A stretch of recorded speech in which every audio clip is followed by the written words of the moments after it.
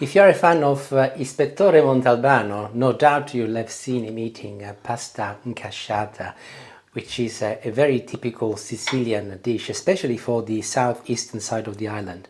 Today is Christmas Eve and I've decided to make it for tonight, and also it's a very typical dish, pasta forno, eaten throughout Italy on Christmas Eve and during the holiday season.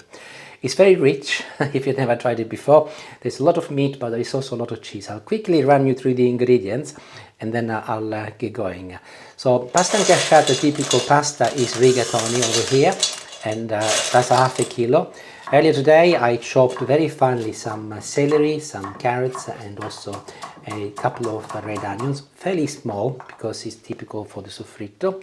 I will be using some red meat. This is beef, half a kilo, but you can also use 50-50 pork with beef if you like. But I'm sticking to a more traditional sort of ragu for this particular recipe. Here is my passata, which is from a carton, of course. Peas, freshly picked from the freezer, and also moving on to the cheese station, which is actually quite an important feature of this pasta. This is scamorza affumicata, which means smoked scamorza. Actually, I brought it from Sicily, but occasionally I'm able to find it in the UK. It's a bit strange because it reminds me of a little snowman, and you can see here I even put a little carrot to show you what I mean. Some ham chopped in little pieces, any type of ham, but this is obviously cooked ham. I did say it was very rich in meat, so this is some chorizo, and you don't have to, but it complements the meat feast very nicely. Stay on the cheese front. I've got some grana padano, which I've grated earlier. You can also use pecorino if you like, but it's a little bit stronger, or parmigiano. And this is a fresh ball of mozzarella, which also I've chopped, and eggs. On the egg side, I've got two types here. They're both boiled, but this will go on top of my pasta when it goes in the oven, and this will go as a mixture alongside everything else. And I'll finish off with some breadcrumbs, which I'll be using to line up the tin before the pasta goes in, but also a little bit on top. And of course some white wine to deglaze my meat, and also olive oil, salt and pepper. I think I've got everything. It's quite a lot there, but I wanted to get all of the ingredients ready so that hopefully the video will not be as long. Most importantly, with the danger of never being let back in my own country, I nearly forgot the star ingredient for this dish, or to mention it, the eggplants or aubergines. And here they are, a couple of them. I'm chopping them in about 1 to 2 centimeter cubes, and I'm putting them ready. I promise this is the last ingredient, nothing else after this. How could I forget the eggplant?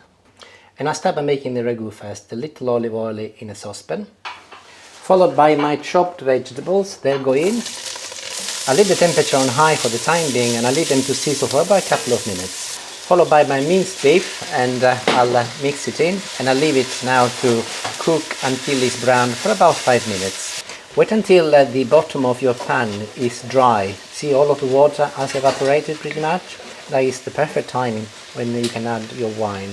So this is about 1/3 of a glass of dry white wine. And I will leave it on a fairly high temperature for a good couple of minutes until the alcohol element from the wine has evaporated. And you will know that because the smell from wine will have gone, and that is when I'm going to add my tomato passata. Followed by a generous pinch of oregano, if you like oregano, or you can use any of the herbs you like. This is salt. A couple of these little spoons equate to the same as a teaspoon, and some pepper. I mix it together. I'll wait until the sauce starts boiling, which is pretty much now. I'll place the lid on, and I'll turn it on medium, and I'll leave it to now cook for about 30 minutes. In the meantime, I'll show you what I do with the eggplants. Now, lots of people deep fry their eggplants. I don't think it's necessary. I'm going to show you a much healthier way. So a little olive oil at the bottom of a new frying pan, and I'll just put my eggplants in. I'll place the lid on, and I'll give them a good shake, just like this. And they'll cook for about 20 minutes, but every so often I'll give them a little shake, and then they're going to get stuck to the bottom. It's considerably healthier. They'll cook in their own steam mostly, and you'll live longer. Let's take a quick look at the ragu in the meantime. So it's bubbling away, 10 minutes in, and Yeah, it's cooking wonderfully. Make sure that it doesn't get stuck to the bottom, and good time to now add all of my peas. Peas are really key ingredients in this particular recipe. Just like the eggplants, don't leave them, otherwise you'll be in trouble. And I'll mix them in, and I'll place the lid back on, and now I can leave this until it's totally cooked. Let's take a look at the eggplants now. 5 minutes in, and as I said, I'll give them a little toss, and don't worry that they look as if they are dry. They are very temperamental eggplants, so don't get fooled. Just give them a little mix, and then every 5 minutes I'll mix them up, and literally they'll take about 20 minutes, and I'll show you what they look like at the end. They will be translucent and beautiful and soft. Time to cook the pasta. I've boiled some water, and I'll place it inside my saucepan. And as soon as the water starts boiling again, I'll add my pasta. I'll mix it in together, and I will leave this to cook for about 5 to 6 minutes. Do not cook it all the way, not even al dente, as it will finish cooking in the oven with the rest of the sauce. And as the pasta is partly cooked, it will absorb even more of the flavor. So 5 to 6 minutes. So everything is cooked, and I'll start with the pasta. You can go inside a bowl, not on the floor like I just done. Here is my sauce, and I'll show you that it's still bubbling, of course, as it's still really hot, but it's done. And I'll move a few ladles in with my pasta and mix it together, of course. Here are my eggplants. I did tell you that they were going to cook, and they are perfect. And as you can see, they have actually released a little oil. They are just so unpredictable sometimes. So do not add any more oil, honestly. Don't need to. And I'll start mixing all of the ingredients together. But you can see that they are beautiful and translucent and considerably healthier. Oven tray, do ensure that it's big enough to hold all of your pasta. And I'm going to apply a little olive oil at the base first. Then I've got a brush here, and I'll spread it across the entire base and the sides, just like this. I showed you some breadcrumbs at the beginning, so this is the first part of the breadcrumbs. So I'll shake them so that they get attached to the base and the sides of my pan, just like this. This will prevent the pasta from getting stuck to your oven tray, but also it'll provide a good degree of crunchiness. I'll put in half of my pasta at the bottom first, and I'm compacting it well, which, by the way, is where the word Ncaciata comes from. It's a Sicilian word for compacting and pressing down. So I'm Ncaciating the pasta. And I don't think there are right or wrong ways on how you do this, but I've seen many different families doing it in different ways. Some people add all of the pasta at once, and then they put more ingredients at the top. I like to do it in layers. I think it provides a better spread of the taste. But I'll put all of my ingredients, including the chopped eggs, in the middle layer, just like this. All of my scamorza cheese can come in also. Let's spread it equally across the entire surface. And likewise, I'll do the same with my ham. A little bit more compacting before I continue, and I'll move on to the chorizo. Here it goes. And I'm leaving the mozzarella and the grana padano or parmigiano, whatever you might be using, for the very end on the top. I might use a second spoon to help me making sure that it's well compacted so that I can apply more sauce on top. Literally, don't be shy, press it as much as you can without making a mess, and you will be fine. That is the feature of this pasta. And as I mentioned, I'll apply a little bit more sauce on top next. I think that Salvo Montalbano, the Inspector, would be very proud of this pasta. Nearly ready to go in the oven, but before I do so, the signature of the pasta Ncaciata, which is the egg on top. And this is what I have sliced a little bit more elegantly, so that by the time it comes out, it looks pretty good. So just put it on top, really, whichever way you like. And I'm nearly ready. Here it is.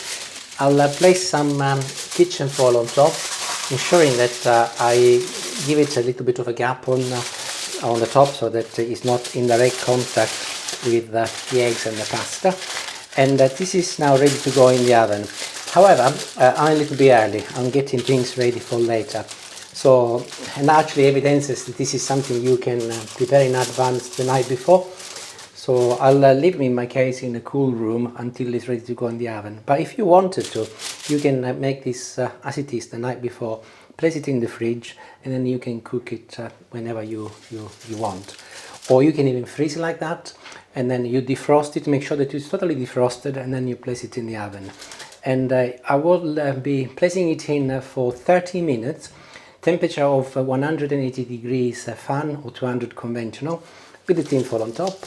Then I'll take it out and I will add the remainder of my cheese and the breadcrumbs, but I'll show you that as and when, and then it will be ready. So I'll see you later this evening. Ciao ciao for now. Oh, heavy, smell is good. I had to just go and retrieve Julie from watching the television, so she was watching Love Actually for the second time this Christmas. Not to mention the amount of times she's watched it before in the past. Here we go, look. Ooh. Here is my pasta, and 30 minutes exactly, so I can now continue and take it to the end. I will start by adding the breadcrumbs first, which they're here, and these are going to caramelize and give the top a crunchy finish, and they will make it nice, if I can use that word, just nice. So there you go, that's my breadcrumb. Don't put a lot in, by the way, just enough to give the crunchiness.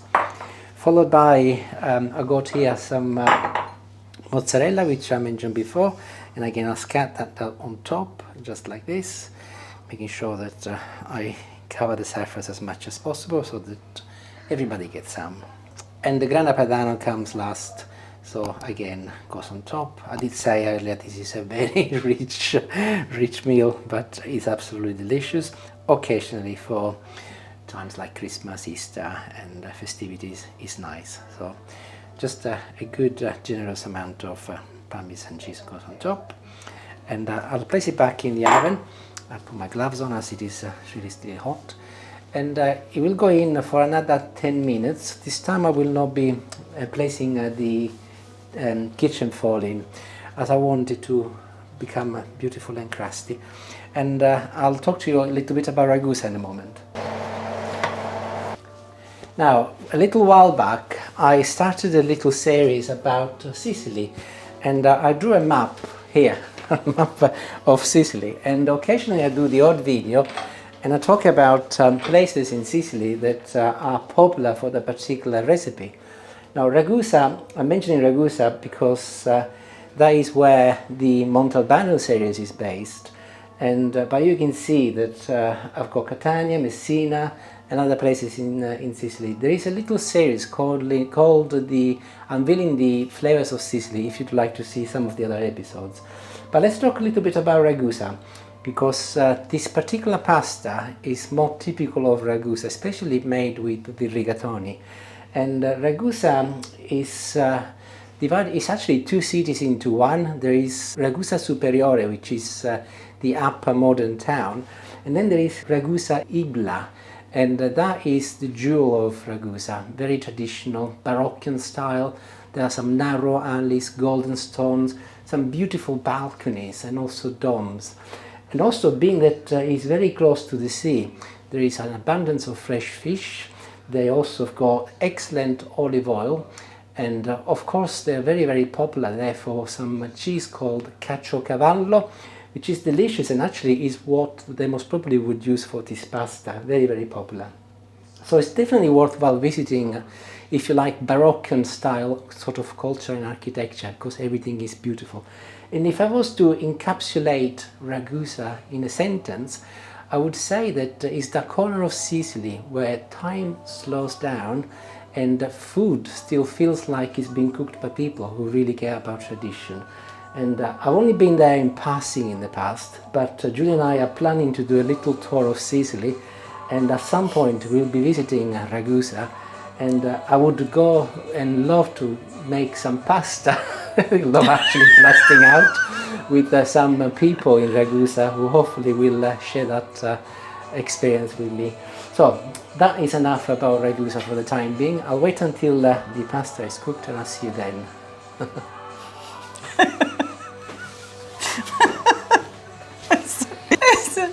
It's just a little bit loud, but sorry about that. That's all right. And that is it. Time to come out. There he goes. Oh, the last 10 minutes make a big difference. Look, the cheese has melted, and as I say, the breadcrumbs have caramelized, although they're not visible because they're under the cheese.